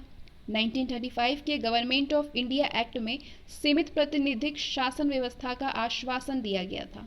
कौन कौन से सही है। सही जवाब होगा ऑप्शन सी, पहला और तीसरा। नमक सत्याग्रह 3 कारणों से उल्लेखनीय रहा। पहला, इस घटना को यूरोप और अमेरिका प्रेस ने व्यापक कवरेज प्रदान किया। दूसरा, ये पहली राष्ट्रवादी गतिविधि थी जिसमें कि महिलाओं ने भी बढ़ चढ़ के हिस्सा लिया। तीसरा और सबसे महत्वपूर्ण कारण ये था कि नमक यात्रा के कारण ही अंग्रेजों को एहसास हुआ कि अब भारतीयों को भी सत्ता में हिस्सेदारी देनी होगी। दूसरा जो था ऑप्शन वो बिल्कुल गलत है स्टेटमेंट। ब्रिटिश सरकार द्वारा आयोजित प्रथम गोलमेज सम्मेलन जो कि नवंबर 1930 में हुआ था, उसमें कांग्रेस ने हिस्सा नहीं लिया था। दूसरे गोलमेज सम्मेलन 1931 में गांधी जी ने कांग्रेस का प्रतिनिधित्व किया था। तीसरा सही है। 1935 में आए गवर्नमेंट ऑफ इंडिया एक्ट में सीमित प्रतिनिधिक शासन व्यवस्था का आश्वासन व्यक्त किया गया, तो तीसरा सही है। उल्लेखनीय है कि 2 वर्ष बाद सीमित मताधिकार के आधार पर हुए चुनावों में कांग्रेस को जबरदस्त सफलता मिली थी। नेक्स्ट, सितंबर 1939 में प्रारंभ हुए द्वितीय विश्व युद्ध में कांग्रेस किस शर्त पर अंग्रेजों को सहायता देने को तैयार थी। 4 ऑप्शन है आपके पास, किस शर्त पे थी। सही जवाब होगा युद्ध समाप्ति के बाद भारत को स्वतंत्र कर दिया जाए। Option B. द्वितीय विश्व युद्ध में कांग्रेस अंग्रेजों को इस शर्त पर सहायता देने को तैयार थी कि युद्ध के बाद भारत को स्वतंत्र कर दिया जाएगा। ब्रिटिश सरकार ने इसे स्वीकार नहीं किया। इसके विरोध में 1939 अक्टूबर में कांग्रेसी मंत्रिमंडल ने इस्तीफा दे दिया। नेक्स्ट, क्रिप्स मिशन के साथ वार्ता में कांग्रेस ने क्या प्रस्ताव रखा था। क्रिप्स मिशन के साथ वार्ता में सही जवाब होगा आपका वायसराय सर्वप्रथम अपनी कार्यकारी परिषद में किसी भारतीय को रक्षा सदस्य के रूप में नियुक्त करें। ये था क्रिप्स मिशन के साथ वार्ता में कांग्रेस का प्रस्ताव। Option C. 1942 में आए क्रिप्स मिशन के साथ वार्ता में कांग्रेस ने इस बात पर जोर दिया कि अगर धुरी शक्तियों से भारत की रक्षा के लिए ब्रिटिश शासन कांग्रेस का समर्थन चाहता है तो वायसराय को सर्वप्रथम अपनी कार्यकारी परिषद में किसी भारतीय को एक रक्षा सदस्य के रूप में नियुक्त करना होगा। नेक्स्ट, निम्नलिखित कथनों पर विचार कीजिए। कथन है आपका, भारत छोड़ो आंदोलन के दौरान सतारा और मेदिनीपुर में प्रति सरकारों की स्थापना हुई। ब्रिटेन की लेबर पार्टी ने भारत की स्वतंत्रता का विरोध किया। कैबिनेट मिशन मुस्लिम लीग और कांग्रेस को एक ऐसी संघीय व्यवस्था पर राजी करने का प्रयास कर रहा था जिसमें भारत के भीतर विभिन्न प्रांतों को सीमित स्वायत्तता दी जा सकती थी। सही बतानी है। सही आंसर कौन सा होगा इन चारों ऑप्शन में से? ऑप्शन सी, पहला और तीसरा। भारत छोड़ो आंदोलन के समय पश्चिम में सतारा और पूर्व में मेदिनीपुर जैसे जिलों में स्वतंत्र सरकार यानी प्रति सरकार की स्थापना की गई थी। तो पहला सही है। 1945 में ब्रिटेन में लेबर पार्टी की सरकार बनी थी और वो सरकार भारत की स्वतंत्रता के पक्ष में थी। दूसरा बिल्कुल गलत है कि ब्रिटेन की लेबर पार्टी ने भारत की स्वतंत्रता का विरोध किया था, ऐसा बिल्कुल नहीं था। 1946 में कैबिनेट मिशन भारत आया। इसने कांग्रेस और मुस्लिम लीग को एक ऐसी संघीय व्यवस्था पर राजी करने का प्रयास किया जिसमें भारत के भीतर विभिन्न प्रांतों को सीमित स्वायत्तता दी जा सकती थी। वार्ता सफल नहीं हुई और लीग ने प्रत्यक्ष कार्यवाही दिवस मनाने का निर्णय लिया। तीसरा सही है। नेक्स्ट क्वेश्चन है आपका, a bunch of old letters किसके निजी पत्रों का संकलन है? A bunch of old letters.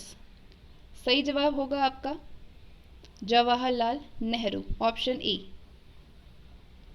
A bunch of old letter Jawaharlal Nehru के निजी पत्रों का संकलन है जो कि स्वतंत्रता के बाद प्रकाशित किए गए। नेक्स्ट, अखिल बंगाल सविनय अवज्ञा परिषद का गठन निम्नलिखित में से किसने किया? आपका सही जवाब होगा जे.एम. सेनगुप्ता ने किया। अखिल बंगाल सविनय अवज्ञा परिषद का गठन जे.एम. सेनगुप्ता ने किया। नेक्स्ट, मैच द कॉलम घटना है और उससे संबंधित तिथि है बतानी है। कौन सी घटना किस डेट पे हुई? नीचे कोड है आपके पास, कोड के जरिए अपना अपना आंसर आप लोग करिए। सही जवाब होगा महात्मा गांधी द्वारा नोआखली के हिंसाग्रस्त इलाकों का दौर कब हुआ? 1946 में। कांग्रेस मंत्रिमंडलों का त्यागपत्र 1939 में। बारदोली किसान आंदोलन 1928 में। और चंपारण का केस कब हुआ? 1978 में, चंपारण सत्याग्रह। तो आपका सही जवाब होगा तीसरा, दूसरा, पहला और चौथा, option A. Option A. Mahatma Gandhi सांप्रदायिक हिंसा को रोकने के लिए नोआखली गए 1946 में। कांग्रेस मंत्रिमंडल का इस्तीफा हुआ 1939 में। बारदोली में किसान आंदोलन हुआ 1928 में और चंपारण आंदोलन हुआ 1917 में। और अन्य महत्वपूर्ण घटनाएं हैं 1915 में महात्मा गांधी का दक्षिण अफ्रीका से लौटना, 1918 में खेड़ा गुजरात में किसान आंदोलन और अहमदाबाद में मजदूर आंदोलन हुआ, 1919 में रॉलेट सत्याग्रह मार्च अप्रैल में हुआ, 1919 में जलियांवाला बाग कांड हुआ अप्रैल में, 1921 में असहयोग और खिलाफत आंदोलन हुए और 1942 में भारत छोड़ो आंदोलन की शुरुआत हुई अगस्त में। नेक्स्ट, इसके बाद आते हैं हम नेक्स्ट टॉपिक पे। अब जो क्वेश्चन आप करने वाले हैं वो है विभाजन को समझना। अब विभाजन को समझने से रिलेटेड यानी विभाजन से रिलेटेड क्वेश्चन आपको मिलेंगे जिसका आपको आंसर करनी है। फर्स्ट क्वेश्चन है आपका, लखनऊ समझौते के संदर्भ में निम्नलिखित कथनों पर विचार कीजिए। लखनऊ समझौते के संदर्भ में, ये 1916 में संपन्न हुआ था। इसके तहत कांग्रेस ने मुस्लिमों के लिए पृथक चुनाव क्षेत्रों को स्वीकार कर लिया। समझौते ने कांग्रेस के मध्यम मार्गियों, उग्रपंथियों और मुस्लिम लीग के लिए एक संयुक्त राजनीतिक मंच प्रदान किया। सही बतानी है आपको। नीचे आपके पास 4 ऑप्शन है, आंसर करिए अपना अपना। आपका सही जवाब होगा ऑप्शन डी, पहला, दूसरा और तीसरा। 1916 दिसंबर में संपन्न ये समझौता कांग्रेस और मुस्लिम लीग के आपसी तालमेल को दर्शाता है। इस समझौते के तहत कांग्रेस ने मुस्लिमों के लिए पृथक चुनाव क्षेत्रों को स्वीकार कर लिया। इस समझौते ने कांग्रेस के मध्यम मार्गियों, उग्रपंथियों और मुस्लिम लीग के लिए एक संयुक्त राजनीतिक मंच प्रदान किया। नेक्स्ट क्वेश्चन है आपका, मुस्लिम लीग की स्थापना कब हुई? सही जवाब है 1906 में हुई मुस्लिम लीग की स्थापना, 1906 में। मुस्लिम लीग की स्थापना 1906 में ढाका में की गई। उल्लेखनीय है कि शीघ्र ही ये लीग यूपी के विशेषकर अलीगढ़ के मुस्लिम संप्रभात वर्ग के प्रभाव में आ गई। लीग 1940 के दशक में भारतीय उपमहाद्वीप के मुस्लिम बहुल क्षेत्रों की स्वायत्तता यानी पाकिस्तान की मांग करने लगी। नेक्स्ट क्वेश्चन है आपका, 1937 में हुए प्रांतीय चुनाव के संदर्भ में निम्नलिखित कथनों पर विचार कीजिए। कथन है आपके पास 4। मुसलमानों के लिए आरक्षित क्षेत्रों में कांग्रेस का प्रदर्शन अच्छा रहा। कांग्रेस ने 11 में से 5 प्रांतों में पूर्ण बहुमत प्राप्त किया। कांग्रेस की सरकार 7 प्रांतों में बनी। उत्तर पश्चिम सीमा प्रांत की सभी सीटों पर मुस्लिम लीग की जीत हुई। तो इस पर विचार कीजिए, क्या बताना है आंसर, इसमें सही कौन है, सही कौन नहीं है। चारों ऑप्शन में से कौन कौन से सही नहीं है, तो ऑप्शन देखिए और बताइए इसमें से कौन कौन से स्टेटमेंट बिल्कुल गलत है। 1937 में हुए प्रांतीय चुनाव के संदर्भ में आपका सही जवाब होगा, इसमें जो सही नहीं है वो है मुसलमानों के लिए आरक्षित क्षेत्रों में कांग्रेस का प्रदर्शन अच्छा रहा, ये गलत है। और उत्तर पश्चिम सीमा प्रांत की सभी सीटों पर मुस्लिम लीग की जीत हुई, ये भी गलत है। यानी इसमें गलत पूछा है, तो पहला और चौथा is the right answer. Option C. प्रांतीय संसदों के गठन के लिए 1937 में पहली बार चुनाव कराए गए। इन चुनावों में मताधिकार केवल 10 से 12% लोगों के पास था। इन चुनावों में कांग्रेस के परिणाम अच्छे रहे। उसने 11 में से 5 प्रांतों में पूर्ण बहुमत प्राप्त किया और 7 प्रांतों में अपनी सरकारें बनाई। मुसलमानों के लिए आरक्षित चुनाव क्षेत्रों में कांग्रेस का प्रदर्शन अच्छा नहीं रहा, लेकिन मुस्लिम लीग भी इन क्षेत्रों में बहुत अच्छा प्रदर्शन नहीं कर पाई। उसे इस चुनाव में संपूर्ण वोट का केवल 4.4% हिस्सा मिला। उत्तर पश्चिम सीमा प्रांत में उसे एक भी सीट नहीं मिला, उत्तर पश्चिम सीमा प्रांत में। तो पहला और चौथा जो है वो कथन गलत है और दूसरा और तीसरा सही है, लेकिन आंसर गलत पूछा है, तो आपका सही जवाब होगा ऑप्शन 1 और 4 यानी option C. Next, Hindu Mahasabha की स्थापना कब हुई? हिंदू महासभा की 1915 में, ऑप्शन बी। हिंदू महासभा की स्थापना 1915 में की गई। ये एक हिंदू पार्टी थी जो कि कम्बोबेश उत्तर भारत तक सीमित रही। ये पार्टी उस समय हिंदुओं के मध्य जाति और संप्रदाय के फर्कों को खत्म कर हिंदू समाज में एकता पैदा करने की कोशिश कर रही थी। नेक्स्ट क्वेश्चन है आपका, पाकिस्तान शब्द का प्रयोग सर्वप्रथम किसने किया है? पाकिस्तान शब्द का प्रयोग, बहुत इजी क्वेश्चन है आपका, चौधरी रहमत अली, ऑप्शन बी, चौधरी रहमत अली। पाकिस्तान अथवा पाकिस्तान यानी पंजाब, अफगान, कश्मीर, सिंध और बलूचिस्तान नाम कैम्ब्रिज के एक पंजाबी मुसलमान छात्र रहमत अली ने 1933 और 1935 में लिखित 2 पर्चों में गढ़ा। 1930 के दशक में किसी ने रहमत अली की बात को गंभीरता से नहीं लिया, बल्कि एक छात्र का स्वप्न समझ करके खारिज कर दिया। नेक्स्ट है, सारे जहां से अच्छा हिंदुस्तान हमारा के लेखक मोहम्मद इकबाल ने मुस्लिम लीग के किस अधिवेशन में उत्तर पश्चिमी भारतीय मुस्लिम राज्य के निर्माण पर बल दिया? आंसर करिए। 1930 में, ऑप्शन बी। माना जाता है कि पाकिस्तान के गठन की मांग उर्दू कवि मोहम्मद इकबाल से शुरू होती है, जिन्होंने कि सारे जहां से अच्छा हिंदुस्तान हमारा लिखा था। 1930 में मुस्लिम लीग के अधिवेशन में अध्यक्षीय भाषण देते हुए उन्होंने एक उत्तर पश्चिमी भारतीय मुस्लिम राज्य की जरूरत पर जोर दिया था। कुछ इतिहासकारों का मानना है कि इकबाल नए देश के उदय पर नहीं, बल्कि पश्चिमोत्तर भारत में मुस्लिम बहुल इलाकों को एकीकृत शिथिल भारतीय संघ के भीतर एक स्वायत्त इकाई की स्थापना पर जोर दे रहे थे। नेक्स्ट, मुस्लिम लीग द्वारा एक प्रस्ताव पास कर पृथक मुस्लिम राष्ट्र की मांग कब की गई? आपका सही जवाब होगा 1940 में, 1940 में। 1940 में एक प्रस्ताव पास कर मुस्लिम लीग ने एक पृथक मुस्लिम राष्ट्र की मांग की, जिसमें कि कहा गया था कि भौगोलिक दृष्टि से सटी हुई इकाइयों के क्षेत्र के रूप में चिन्हित किया जाए, जिन्हें बनाने में ज़रूरत के हिसाब से इलाकों का फिर से ऐसा समायोजन किया जाए कि हिंदुस्तान के उत्तर पश्चिम और पूर्वीय क्षेत्रों, जिन हिस्सों में मुस्लिमों की संख्या अधिक है, उसको इकट्ठा करके स्वतंत्र राज्य बना दिया जाए, जिनमें कि शामिल इकाइयां स्वाधीन और स्वायत्त होगी। Option A. नेक्स्ट, 1946 में संपन्न प्रांतीय चुनावों के संदर्भ में निम्नलिखित कथनों पर विचार कीजिए। कथन है आपके, गैर मुस्लिम वोट का लगभग 91% कांग्रेस को मिला। मुस्लिम लीग ने मध्य प्रांत की सभी आरक्षित सीटों पर जीत हासिल की। टोटल 509 सीट आरक्षित सीटों में से 442 सीटों पर मुस्लिम लीग को विजय मिली। सही बतानी है, इसमें से कौन कौन से सही है, पहला दूसरा तीसरा, पहला दूसरा सिर्फ तीसरा, या फिर तीनों। आपका सही जवाब होगा तीनों, पहला दूसरा और तीसरा, ऑप्शन डी। 1946 में दोबारा प्रांतीय चुनाव हुआ। सामान्य सीटों पर कांग्रेस को एक तरफा सफलता मिली। 91.3% गैर मुस्लिम वोट कांग्रेस को मिले। मुसलमानों के लिए आरक्षित सीटों पर मुस्लिम लीग को सफलता मिली। मध्य प्रांत में उसने अभी 30 आरक्षित सीटें जीती और मुस्लिम वोटों में से 86.6% उसके उम्मीदवारों को मिले।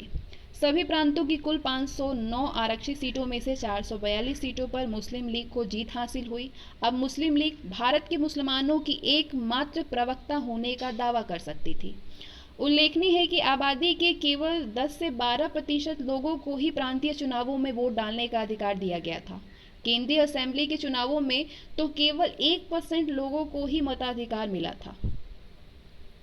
अगला क्वेश्चन है आपका, कैबिनेट मिशन भारत कब आया?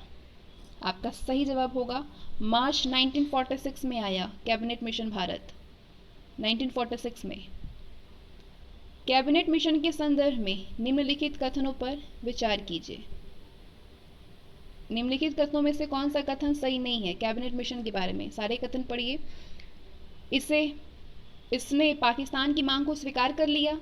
इसने एक ढीले ढाले त्रिस्तरीय महासंघ का सुझाव किया।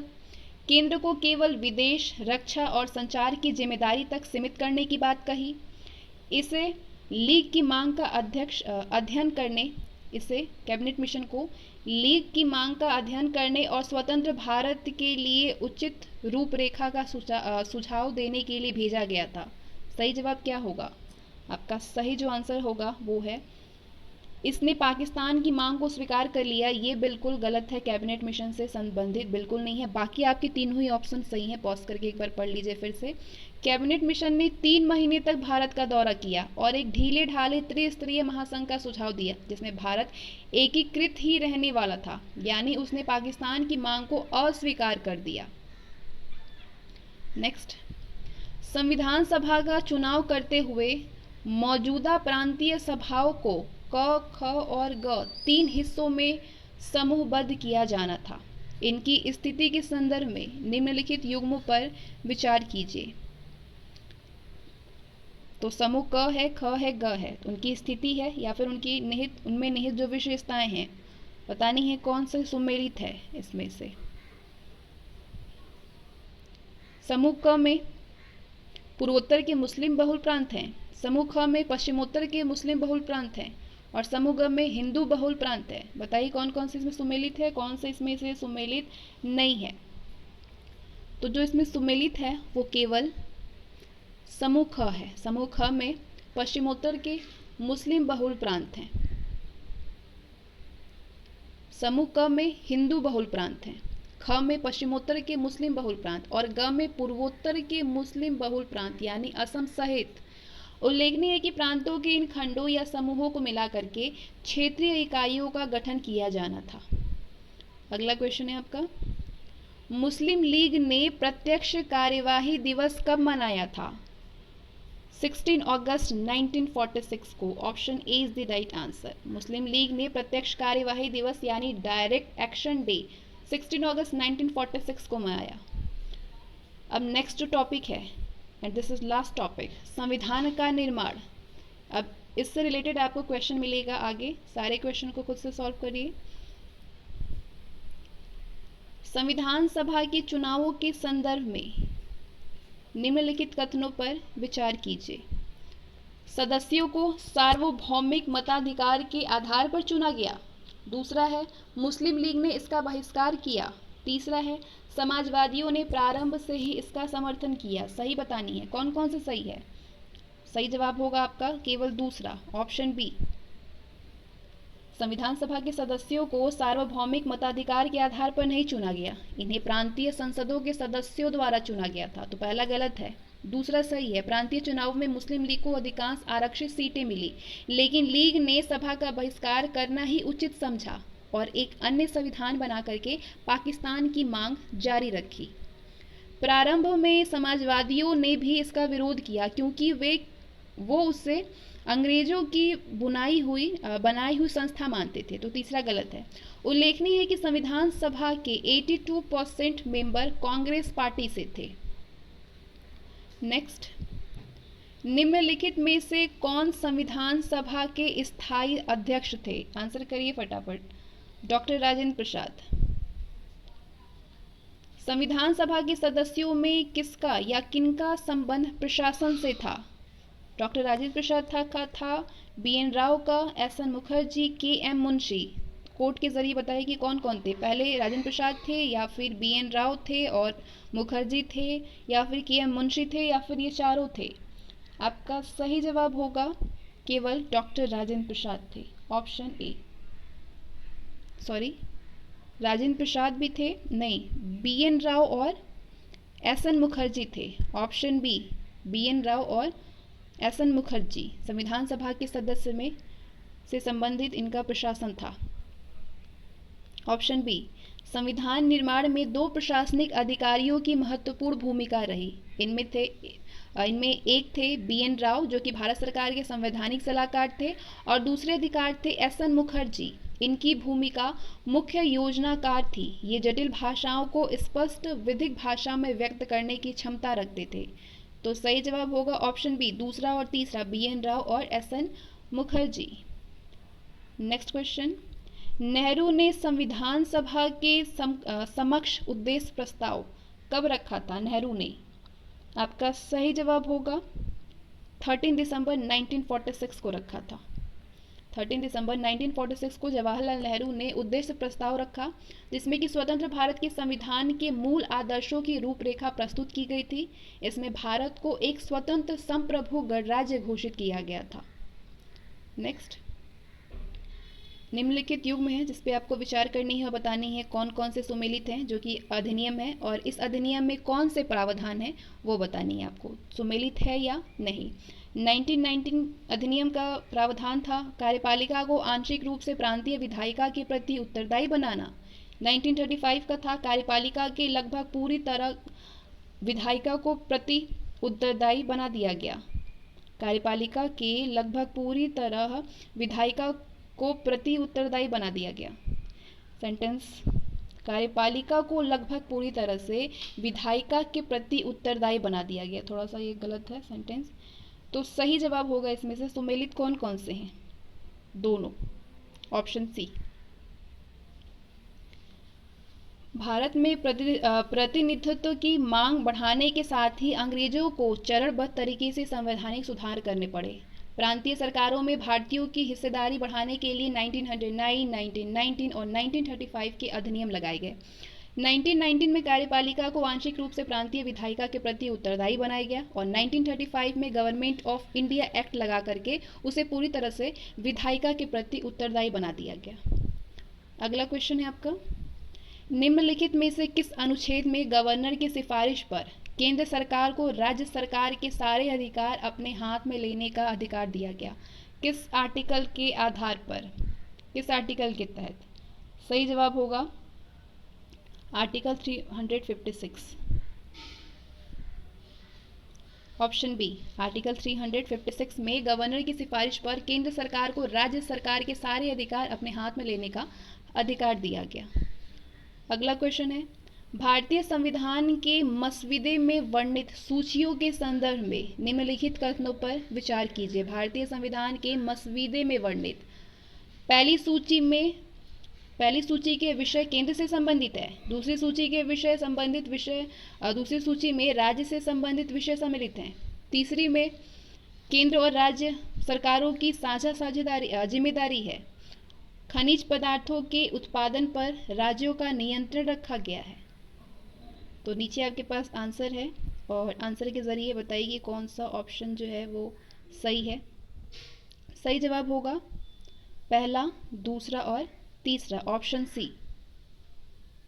भारतीय संविधान के मसविदे में 3 सूचियों का वर्णन किया गया है। पहली सूची जिसमें जो कि केंद्र सूची है, इसके विषय केंद्र के अधीन रखे गए हैं। दूसरी सूची जो कि राज्य सूची होती है, इसमें राज्य सरकारों के अंतर्गत रखे गए। और तीसरी सूची जो कि समवर्ती सूची होती है, इसके विषय केंद्र और राज्य सरकारों की साझा जिम्मेदारी है। तीनों ही सही है, चौथा गलत है। राज्यों की तुलना में बहुत अधिक विषयों को केवल केंद्रीय नियंत्रण में रखा गया था। समवर्ती सूची में भी प्रांतों की अपेक्षा केंद्र को अधिक अधिकार दिए गए। खनिज पदार्थों और प्रमुख उद्योगों पर भी केंद्र सरकार को ही नियंत्रण प्रदान किया गया। अगला क्वेश्चन युग्म है, कौन कौन से इसमें मैच हैं। ये कर है और इस कर पे किसका अधिकार है, केंद्र का अथवा राज्य का, केंद्र और राज्य दोनों का।